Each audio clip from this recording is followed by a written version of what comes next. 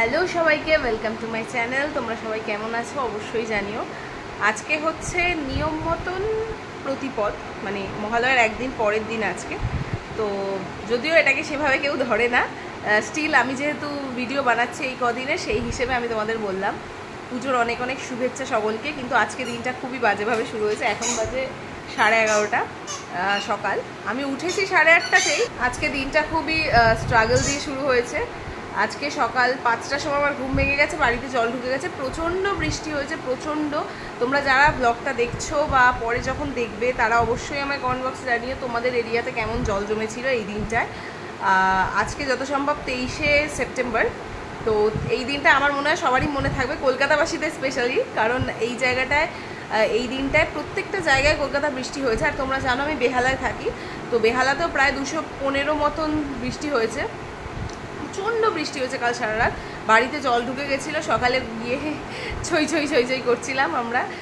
তারপর সব জল বার করেছি। আমাদের মাসি যিনি উনি এসছেন, উনিও মাসি কাজ করে দিচ্ছেন।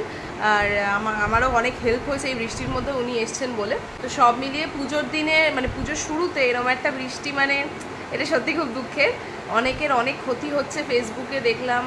মানে অনেকে যাদের বাড়ির আশেপাশে অনেকে বিভিন্নভাবে কারেন্ট খাচ্ছে। এই জিনিসগুলো তো, এটা তো সত্যি বলতে কারোর হাতে থাকে না, এটা পুরোটাই প্রকৃতির ওপর, বাট কিছু করারও থাকে না। তো যাই হোক, এইভাবে দিনটা আজকে শুরু হলো। এরপর কি হবে জানি না। আজকে তো আমার বেরোনোর কথা ছিল, বাট আজকে মনে হচ্ছে বেরোতে পারবো না। আজকে দিনটা মনে হচ্ছে বাড়িতেই কাটবে।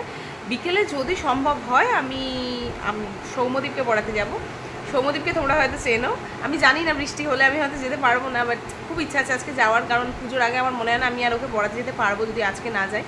তো ওর সাথেও তোমাদের পরিচয় করাবো, চেনো হয়তো, আবার পরিচয় করাবো, কি যায় আসে তাতে। আর চলো দেখা যাক কি হয়। আপাতত আমি ওদেরকে খাওয়াই, আমার যে দুজন বাহন আছে তাদেরকে খাওয়াই। চলো, এই যে আমি বেরিয়ে পড়েছি পড়াতে, ঝটপট চলে গেছিলাম।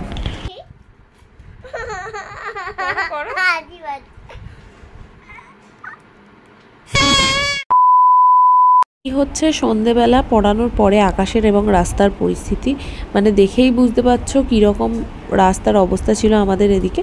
তোমাদের ওদিকেও নিশ্চয়ই জল জমেছিল, যদিও বেহালাতে প্রতিবারই জল জমে, তবে এবার যা বুঝলাম বেহালার থেকে অন্যান্য জায়গায় অনেক বেশি জল ছিল। রাস্তায় প্যান্ডেলের কাজও অনেকটাই পিছিয়ে গেছিলো এইসবের কারণে। তবুও কিছু করার নেই, মা যেভাবে আসতে চান সেভাবেই তো আসবেন। এইভাবেই আজকের ব্লগটা শেষ করছি।